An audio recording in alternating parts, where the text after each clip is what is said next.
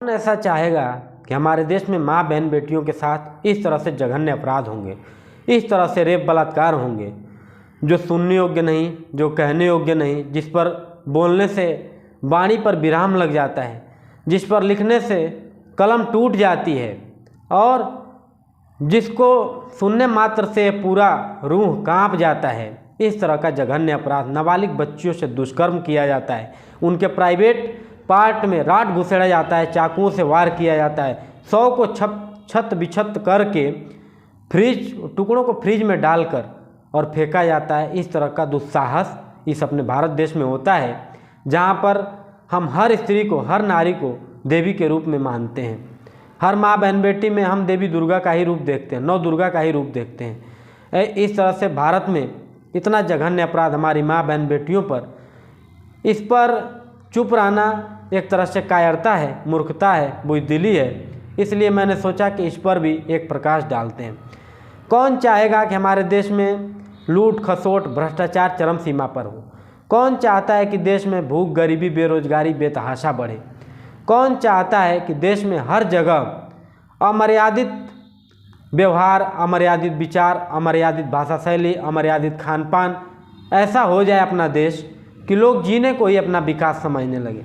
आजकल जो काम हमारे जो चौथी स्तंभ है, जो तीसरे चौथे स्तंभ है, कवि हैं, हमारे मीडिया हैं, इनको करना चाहिए, वो लोग इस पर एक बार भी डिबेट नहीं कर रहे हैं। सरकार से नहीं पूछते हैं बेरोजगारी क्यों बढ़ी, महंगाई क्यों बढ़ी, भूख गरीबी बेरोजगारी का आंकड़ा क्यों बढ़ा, रेप बलात्कार हिंसा की घटनाएं क्यों बढ़ी, लूट भ्रष्टाचार देश में क्यों बढ़ा।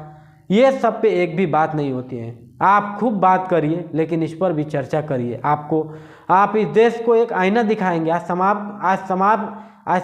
समाज के लिए, सरकार के लिए एक आईना दिखाने का कार्य करिएगा, तभी जाकर ये समाज, ये देश, माँ भारती, ये तिरंगा हमारा बच सकता है। हमारी माँ भारती, हमारे तिरंगे का मान सम्मान और स्वाभिमान की रक्षा हो सकती है। कोई ऐसा देश नहीं देखना चाहता है जहाँ पर हर जगह अच्छाई है, लेकिन उसकी संख्या नगण्य है या नहीं के बराबर है। चारों तरफ बुराइयां ही भरी पड़ी हैं। और ऐसे में आज जब हम शहीद दिवस मना रहे हैं, भगत सिंह, सुखदेव, राजगुरु जिस कार से फांसी के फंदे पर झूले, हंसते हंसते फांसी के फंदे को चूम लिया, उन लोगों ने ऐसे ही देश की परिकल्पना नहीं की थी। उनकी जो विचारधाराएं थी, जो उनकी मानसिकता थी, वो बहुत भिन्न थी। वो मातृभूमि पित्वम पृथिव्या, ये धरती हमारी माँ है और हम इसके संतान हैं, यशस्वी संतान हैं। इसके लिए उन्होंने अपना पूरा जीवन दांव पर लगाया और हंसते हंसते फांसी के फंदे को चूम लिए। हम लोगों का भी ये कर्तव्य बनता है कि आज समाज में फैले हुए गंदगी, समाज में फैली हुई बुराइयों को दूर करें। अपने तन से, अपने मन से, अपने वाणी विचार व्यवहार से पहले अपने से दूर करें, फिर समाज को आईना दिखाएं। हम सुधरेंगे, युग सुधरेगा, हम बदलेंगे, युग बदलेगा। इस स्लोगन के साथ सब लोग कार्य करें। आज बहुत ज़रूरत है। देश में भ्रष्टाचार चरम सीमा पर है, लूट खसोट चरम सीमा पर है, भूख गरीबी बेरोजगारी बेतहाशा बढ़ रही है। मैं ये नहीं कह रहा हूँ कि इसमें बस मोदी जी और योगी जी की गलती है। मोदी जी और योगी जी हमें हनुमान के समान ही नजर आते हैं, लेकिन कौन सु काज कठिन जग माही, जो नहीं हो ही तात तुम पाई, राम काज लगी तब अवतारा, चुनते हैं भय पर ताकारा, काज कियो बड़ देवन के तुम वीर महाप्रभु देख विचारो, कौन सु संकट मोर गरीब को, जो तुम सो नहीं जाता हटारो, बेगी हरो हनुमान महाप्रभु, जो कछु संकट हो हमारो। जब हनुमान जी को अपने बल का याद दिलाया गया, तब कनक भूधराकार शरीरा। तो इस तरह से आप लोग बल का याद दिलाइए इनको, ये लोग सारा कार्य कर देंगे। मेरा भी पूर्ण विश्वास है कि ये लोग हनुमान के ही रूप हैं। हम इनमें हनुमान, राम, हम इनके में शिवत्व देवत्व ही देखते हैं। इनके में नर से नारायण और पुरुष से परम पुरुष होने की पूर्ण पात्रता देखता हूँ मैं। लेकिन जो इस देश की स्थिति है, वो ये अकेले नहीं सुधार पाएंगे, हम लोगों को भी साथ देना ही होगा।